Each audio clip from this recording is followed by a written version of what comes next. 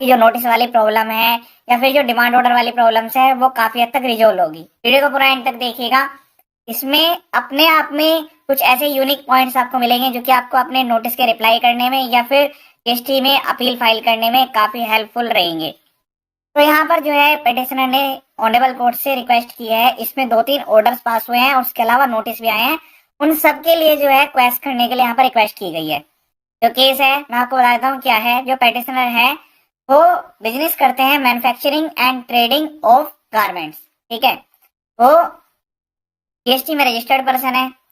अब यहाँ पर प्रैक्टिकल इशू समझिएगा। प्रैक्टिकल इशू क्या है कि यहाँ पर जो एसएससी है उन्होंने जीएसटी में एड्रेस चेंज करने के लिए कि हमारा जो बिजनेस प्रीमाइसिस है वो चेंज हो रहा है, उसके लिए अप्लाई किया। इन्होंने अमेंडमेंट डाला 1 जुलाई 2023 को अमेंडमेंट डाला, ठीक है। अब यहाँ पर ये बिल्कुल प्रैक्टिकल इशू आ रहा है जो कि डिपार्टमेंट में चीजें चल रही हैं कि जब भी आप कोई भी अमेंडमेंट के लिए ऑनलाइन अप्लाई करते हैं तो उसमें जो है अमेंडमेंट तो बाद की बात है, पहले उसमें एक जो है काफी बड़ी लिस्ट जो है आपको भेजी जाती है नोटिस में कि ये डॉक्यूमेंट्स प्रोवाइड किया जाए, वो भी डॉक्यूमेंट्स प्रोवाइड किया जाए। और उसके बाद जो है कुछ ऐसी चीजें जो कि उससे रिलेटेड भी नहीं होंगी वो सब कुछ वहां पर लिख के आ जाएगा कि आपका इतना इंटरेस्ट आ गया है, वो सब चीजें, या कोई भी अदर डॉक्यूमेंट्स आपसे रिक्वायर्ड हो सकता है, वो कोई प्रॉब्लम नहीं है। क्योंकि उसमें क्या है कि वो जुडिक्शन ऑफिसर जो भी होंगे वो अपने जुडिक्शन के अंडर में आपसे डॉक्यूमेंट्स रिक्वायर्ड कर सकते हैं।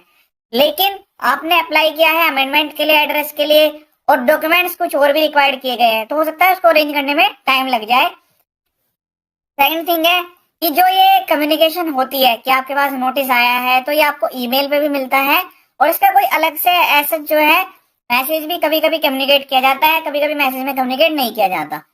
तो यहाँ पर जो है पेटिशनर ने कहा कि सर ये जो इनके तरफ से जब हमने इधर से अप्लाई किया तो उनकी तरफ से कुछ एडिशनल डॉक्यूमेंट इन्फॉर्मेशन क्लैरिफिकेशन के लिए नोटिस आया, लेकिन उसके रिगार्डिंग हमें कोई भी नॉलेज नहीं थी, ठीक है, कि डिपार्टमेंट ने नोटिस इशू किया है, वो ईमेल पे आया या किस तरह से पोर्टल पर आया, ठीक है। इसीलिए उन्होंने जो है उसका रेस्पॉन्ड नहीं किया।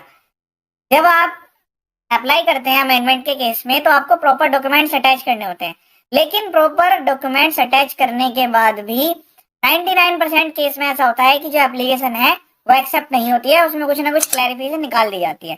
चलिए वो एक अलग चीज हो गई। फिर इसके बाद जो है जो एप्लीकेशन थी उसको रिजेक्ट कर दिया गया। इसमें लिखा गया कि आपकी तरफ से क्लैरिफिकेशन सबमिट नहीं हुआ।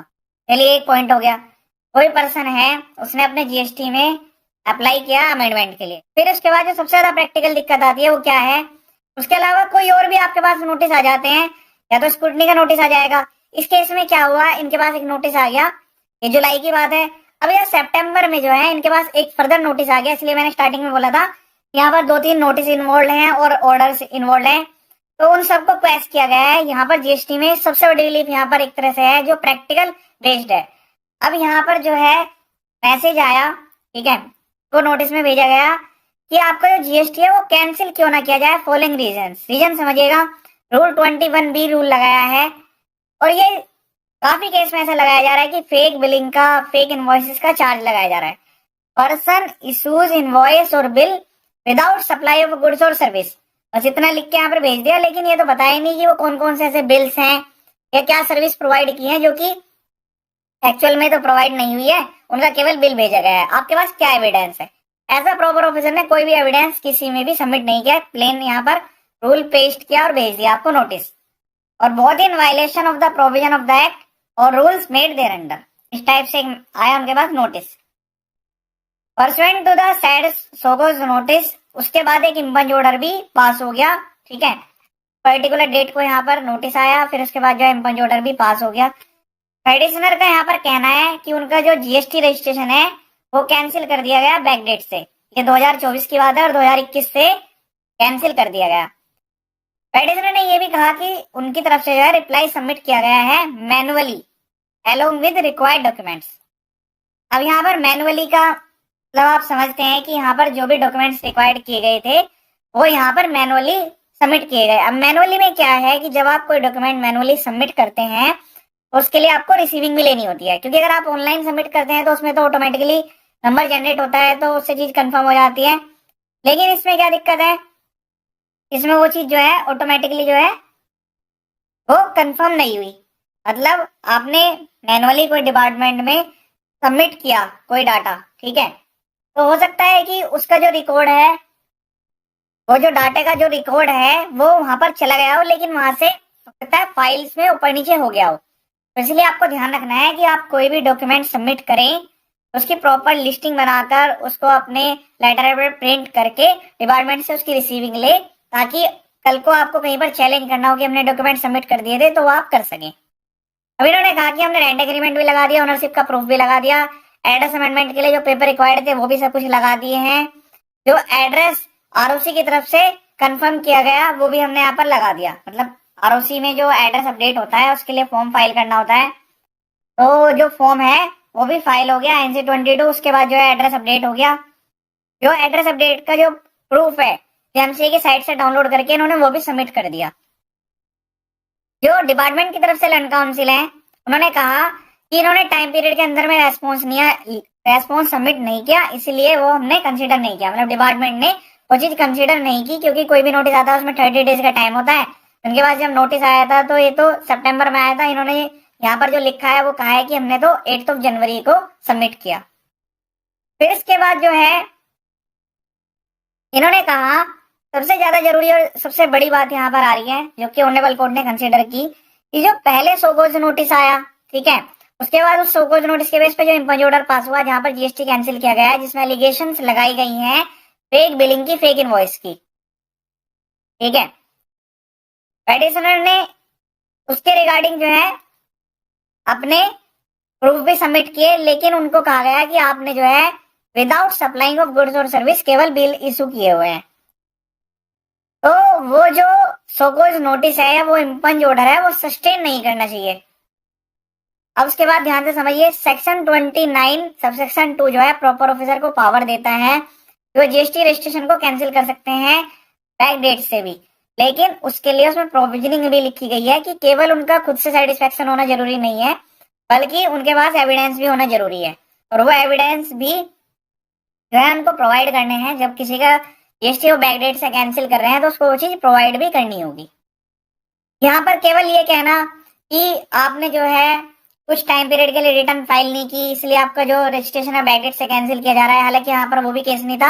यहाँ पर जो एलिगेशन लगाई गई है वो तो फेक बिलिंग की लगाई गई है, इसलिए जो है कैंसिल किया गया, लेकिन केवल ये लिखना कि आप फेक बिलिंग की वजह से हम कैंसिल कर रहे हैं वो भी सफिशिएंट नहीं है।